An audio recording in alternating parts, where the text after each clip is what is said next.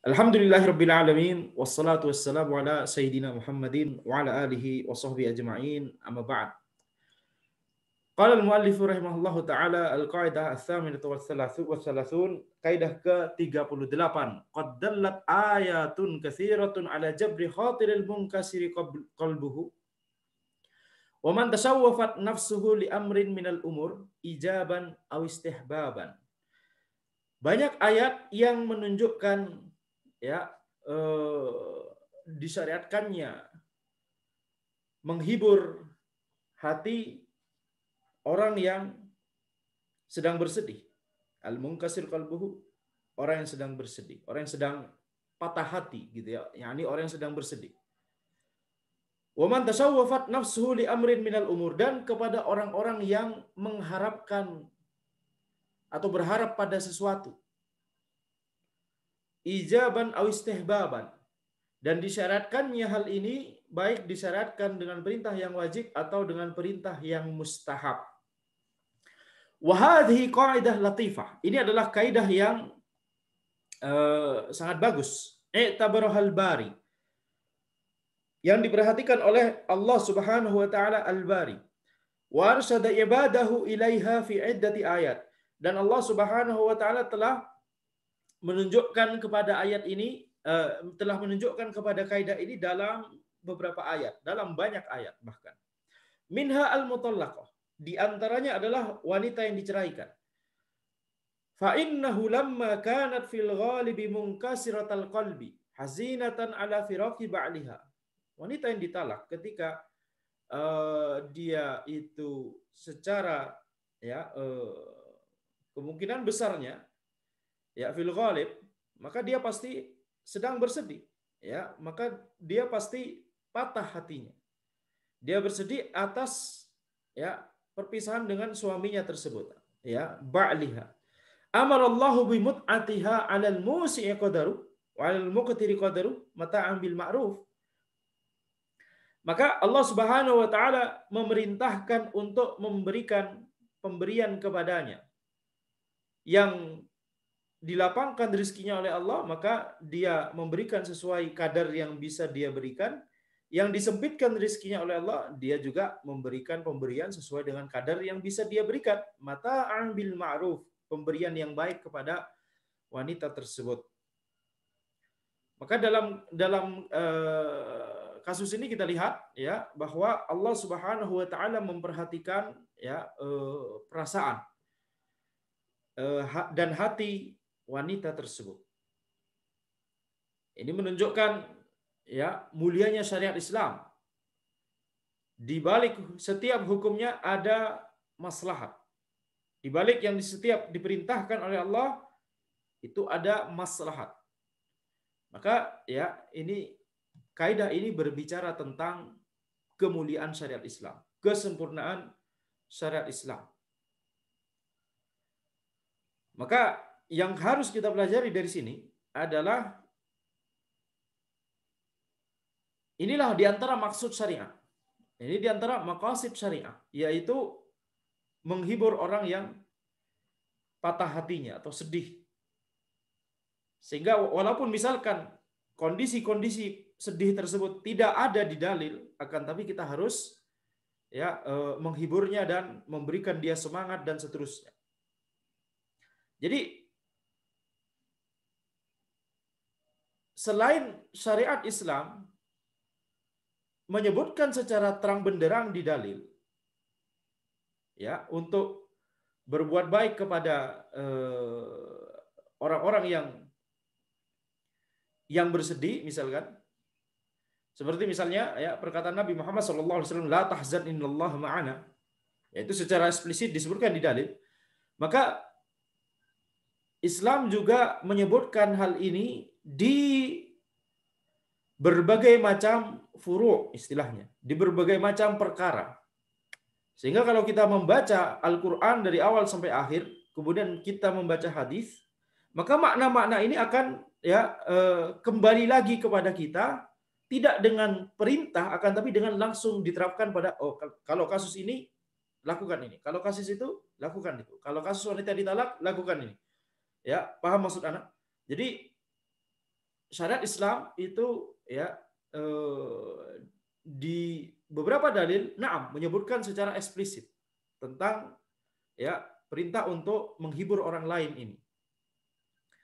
Tetapi di banyak perkara yang lain Islam menyebutkan sesuatu ya tanpa secara eksplisit bahwa ini adalah bentuk menghibur, bentuk ya menyenangkan hati orang lain yang sedang bersedih tersebut, akan tapi kita menangkap maknanya.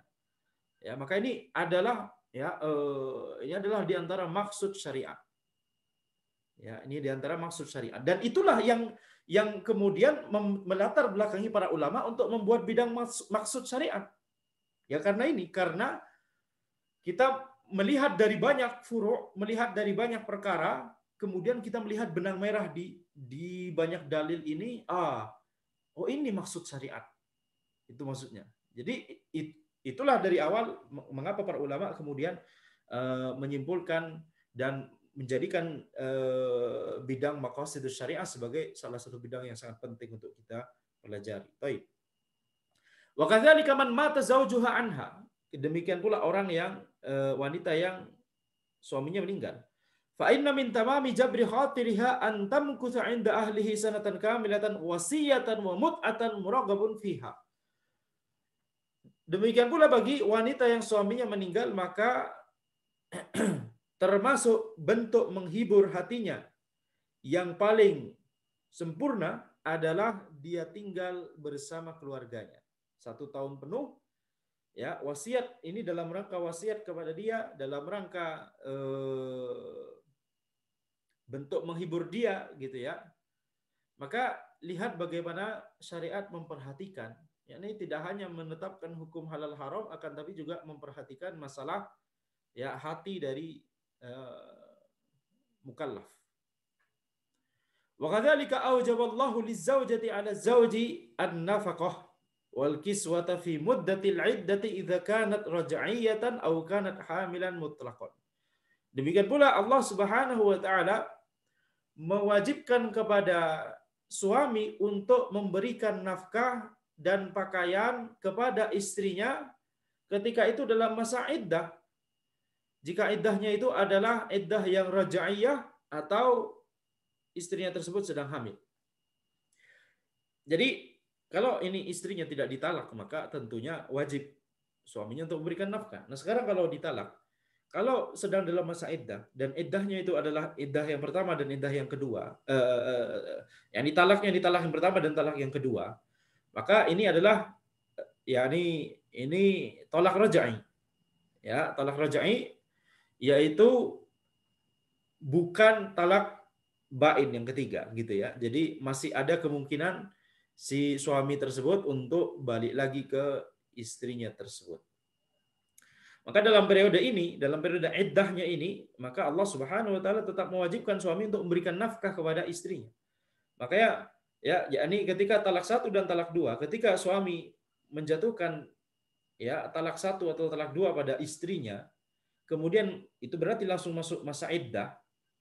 Maka dalam masa iddah tersebut si suami tersebut bisa langsung balik ke istrinya begitu ya. Yani istrinya masih di rumahnya dan selama masa iddah masih secara efektifnya masih teranggap istrinya. Karena ketika si suami tersebut mengatakan atau melakukan perbuatan yang menunjukkan dia mau balik lagi ke istrinya, maka langsung balik lagi, langsung jadi istrinya lagi gitu ya. Seperti misalnya mengatakan ya, aku mau balik lagi gitu kan, atau melakukan perbuatan seperti misalnya langsung mendatanginya begitu ya, maka dalam masa iddah ini maka ini langsung jadi istrinya kembali. Sehingga ini namanya talak rajai, talak yang bisa balik lagi. Tapi kalau sudah talak 3 bain ya, ketika masa iddah selesai, maka untuk kembali ke istrinya tersebut harus istrinya itu harus menikah dengan orang lain lagi dengan pernikahan yang sah dan tanpa disengaja untuk menghalalkan dengan suami yang pertama tadi gitu ya. Ala kulli hal, ini pembahasannya di fikih nikah insyaallah. Tapi kita lihat di sini wanita yang ditalak ini masih Allah memerintahkan suaminya untuk memberikan nafkah kepada dia dalam masa iddahnya tersebut. Tapi selama iddahnya itu adalah iddah rojaiyah. Kalau iddahnya sudah bain maka tidak bisa. Wa qala ta'ala wa idza hadara al-qismata ulul qurba wal yatama wal masakin farzuquhum minhu wa qulu lahum qawlan ma'rufa. Allah Subhanahu wa taala berfirman, jika datang keluarga dekat, kemudian anak-anak yatim dan orang-orang miskin, jika mereka datang ke pembagian, ya pembagian waris, farzuquhum minhu wa qulu lahum qawlan ma'rufa. Maka berikanlah kepada mereka sebagian dari harta tersebut dan ya ucapkanlah perkataan yang baik kepada mereka. Jadi ini dalam rangka untuk menjaga perasaan mereka, menjaga hati mereka. Ya, ketika sedang bagi-bagi harta, kemudian kalau misalkan mereka sebenarnya tidak berhak, tapi kalau kita tidak berikan mereka, maka mereka akan bisa jadi bersedih. Ya, kemungkinan besar akan bersedih, apalagi anak yatim, orang miskin. Ya, maka Allah Subhanahu Wa Taala memperhatikan hati mereka.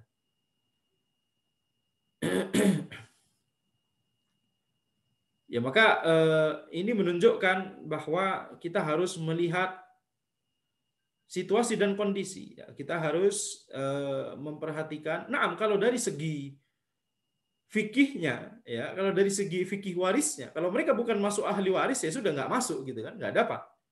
Tapi kita lihat di sini, bahkan Allah Subhanahu Wa Taala menyebutkannya di ayat Al-Quran itu sendiri, yaitu farzuquhum min. Berikanlah sebagian dari harta tersebut. Kemudian wa yadkhulul wajib wal mustahab fi mithli qawlihi wa atu haqqahu yauma hasadih.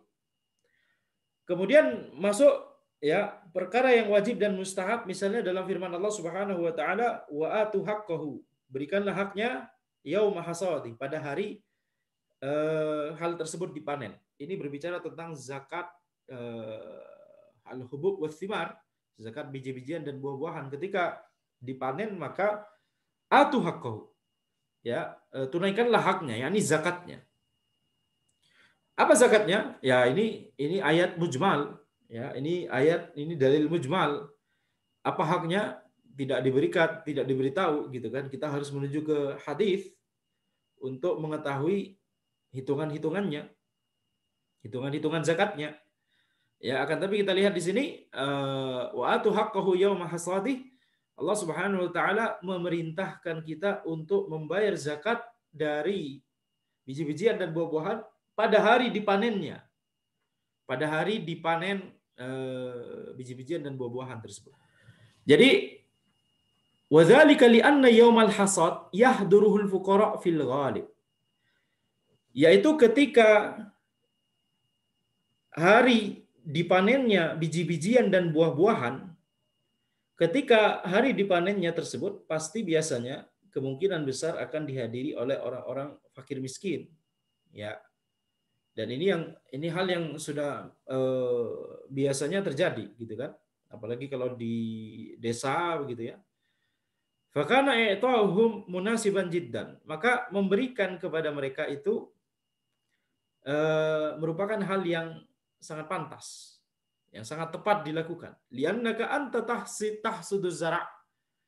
Karena ketika engkau memanen biji-bijian tersebut, wa taqdisuhu, kemudian ya mengumpulkannya, wa tadakhiruhu, kemudian menyimpannya, menimbunnya, fayambaghi an la tuharrima haula'il fuqara' minhu. Maka wajib bagi engkau untuk tidak ya menghalangi orang-orang fakir miskin tersebut dari hasil panen tersebut, ya, dalam rangka menjaga perasaan mereka. yakni khawatirnya mereka akan bersedih karena mereka sudah melihat ya harta yang banyak ini, akan tapi kemudian kita tidak membagikannya kepada mereka.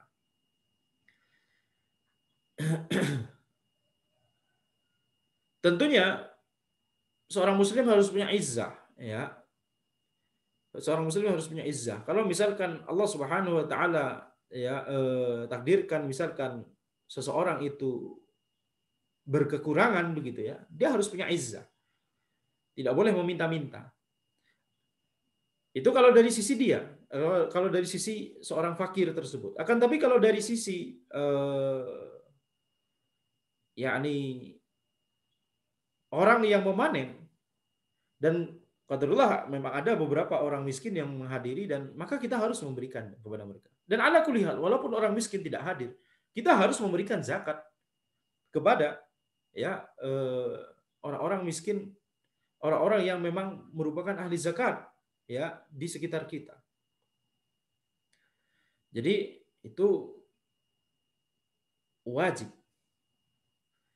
Dan juga disunahkan bagi kita untuk memberikan sedekah. Makanya di sini disebutkan ya, yadkhulul wajib wal mustahab, yakni zakat dan sedekah. Karena ketika itulah yang dimaksud dengan haqqahu di sini. Ketika misalkan sedang memanen biji-bijian dan buah-buahan, kemudian orang-orang fakir miskin datang, ya maka kita harus, yakni kita bisa memberikan porsi untuk mereka dari yang memang zakatnya, dan juga kita bisa tambah. Yaitu apa? Yaitu berarti masuk dalam kategori sedekah. Ya, jadi itu masuk dalam kategori sedekah. Taib, jadi itu yang dimaksud di sini. Yang dimaksud al-wajib wal mustahab.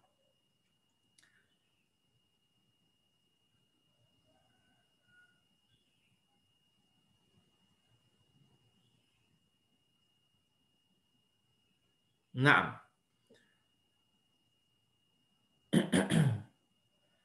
maka kita lihat di sini ya, kita lihat di sini berarti haqqahu di sini tidak hanya zakat dan sedekah. Dan yang dimaksud dengan memberikan atau yang masuk dalam kaidah ini tidak hanya perkara yang sifatnya wajib, dan akan tapi juga masuk perkara yang sifatnya mustahab. Ya, maka ini menunjukkan bahwa syariat ya memperhatikan masalah ini, ya perhatian kepada hati orang-orang itu ya sangat lengkap, memerintahkannya dengan perkara yang wajib ataupun mustahab. Jadi kita bisa simpulkan di sini, nah zakat itu wajib ya, sedekah amalan yang disunnahkan. Tapi yang dimaksud di sini adalah syariat, yakni secara umum zakat itu memang sudah diwajibkan. Secara umum sedekah itu memang amalan yang disunnahkan.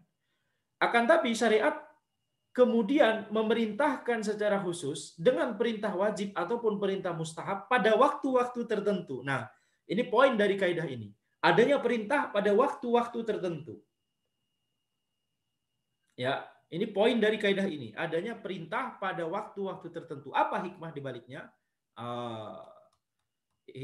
Hikmahnya adalah i'tibaru yakni khatiril munkasiri qalbuhu. Yakni memperhatikan hati orang-orang yang sedang bersedih hatinya atau yang sedang mengharapkan, ya orang-orang miskin yang hadir di ketika biji-bijian dan buah-buahan dipanen, itu mereka termasuk yang sini. Man tasawwafat nafsuhu li amrin minal umur. Orang-orang yang berharap pada sesuatu. Ya. Baik. Wa kadzalika ikhbaruhu an uqubati ashabil jannati alladzina aqsamu la yasrimunnaha musbihin wa la yastathnun. Wa tawasaw an la yadkhulannaha al-yawma 'alaikum miskin. Jadi ini tentang orang-orang yang memiliki kebun ya. Inna balawnahum kama balawna ashabal jannati iz aqsamu la yasrimunnaha musbihin. Wa la yastathnun. Sesungguhnya kami ya menceritakan kepada kalian, mengisahkan kepada kalian orang-orang yang atau yang kami berikan musibah kepada ashabul jannah. Ashabul jannah orang-orang yang memiliki taman ya atau kebun ya, kebun. Idz aqsamu la yasrimunnaha musbihin. Ketika mereka itu bersumpah untuk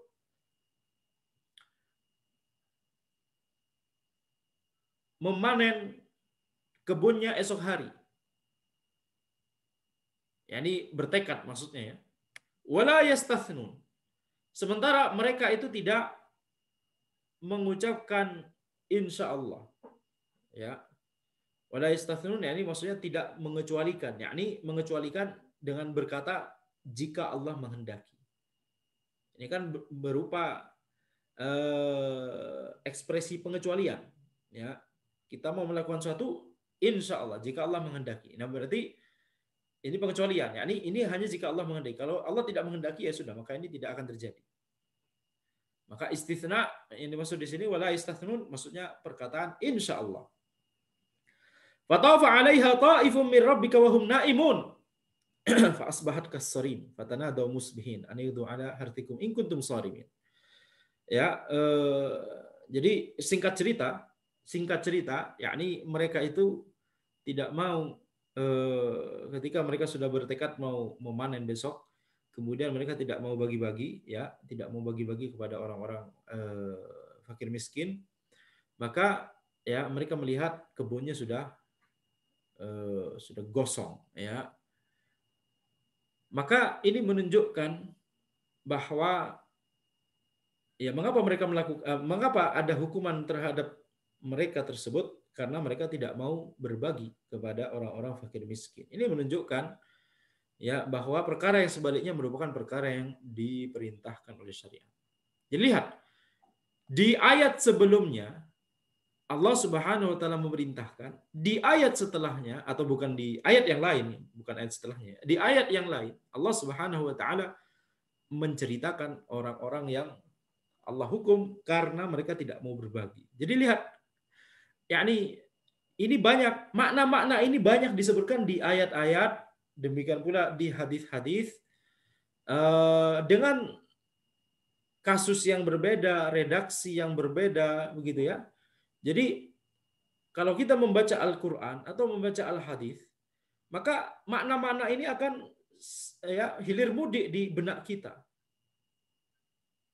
Jadi itu diantara wasilah untuk menanamkan makna ini ke benak kita, gitu ya. Tidak hanya disebutkan di satu tempat kemudian selesai, nggak disebutkan di tempat lain, tidak. Tapi disebutkan di tempat lain, terkadang disebutkan secara eksplisit, terkadang disebutkan secara implisit seperti ini. Ya, ini kisah ini kan implisit sekali. Ya, inilah hukuman orang yang tidak mau berbagi kepada fakir miskin. Ya, jadi itulah di antara kompleksitas yang ada di Al-Quran. Itulah yang tidak bisa, itulah yang merupakan ya mujizatnya Al-Quran, i'jaz, yaitu makna-makna yang disebutkan itu yakni setiap ayatnya mengandung makna-makna ini. Ya sebagaimana kita katakan tadi, sampai para ulama bisa membuat satu bidang ilmu besar tersendiri hanya dari masalah aspek ini saja dari Al-Quran. Bidang ilmu tersebut adalah maqasidus syariah. Ya, dan juga hadis tentunya ya. Jadi bayangkan, hanya dari satu aspeknya kita bisa membuat satu bidang ilmu besar. Coba bayangkan. Ada nggak karya manusia, tulisan manusia yang hanya dari satu aspeknya dari buku tersebut atau karya tersebut kita bisa membuat satu bidang ilmu besar sendiri? Nggak ada. Yang ada hanyalah karya ini seluruhnya hanya satu bagian kecil dari satu bidang ilmu besar, itu yang terjadi. Nggak ada dari satu karya kita ambil satu aspeknya saja, kemudian kita bikin satu bidang ilmu besar tersendiri hanya berbekal pada ya satu aspek dari, nggak ada. Karya manusia nggak ada. Ini Al-Quran kita lihat. Ini kompleksitasnya Al-Quran. Kekayaannya Al-Quran. Ya sangat kaya. Ya, apa yang kita harapkan? Kita ya sedang membaca kalamullah, kalam Rabbil Alamin. Ya, maka ini jelas. Ini sangat yakni memang itulah Al-Quran, sifat Al-Quran. Ya, mengapa kita heran begitu kan? Kemudian Allah Subhanahu wa taala berfirman, "Imma yablughannaka 'indakal kibara ahaduhuma aw kilahuma fala taqul lahumu uff wa la tanharhuma wa qul lahumu qawlan karima." Ketika keduanya atau salah satunya ketika salah satunya atau keduanya mencapai usia renta di sisimu, ini berbicara tentang kedua orang tua kita. Fala taqul lahuma uff, maka janganlah berkata kepada keduanya uff, atau perkataan yang semisal yang tidak menyenangkan, ya. Wala tanharhuma, janganlah membentak mereka. Wa qul lahuma qawlan karima, dan katakanlah kepada mereka perkataan yang mulia. Wahfid lahuma janaha dzulli minar rahmah. Maksud dari ayat ini maksudnya adalah sayangilah mereka, tundukkanlah diri kita kepada mereka, dan sayangilah mereka. Maka ini perintah kepada kita untuk berbuat baik kepada kedua orang tua kita, khususnya ketika kedua orang tua kita tersebut sudah renta.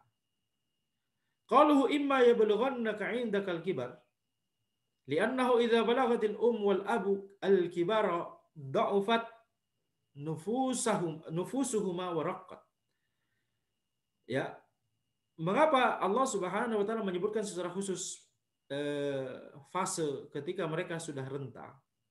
Karena seorang ibu dan seorang ayah ketika mereka sudah mencapai usia renta, maka diri mereka atau jiwa mereka itu biasanya melemah dan menjadi menjadi melemah, ya, menjadi kita bisa bilang menjadi lebih sensitif.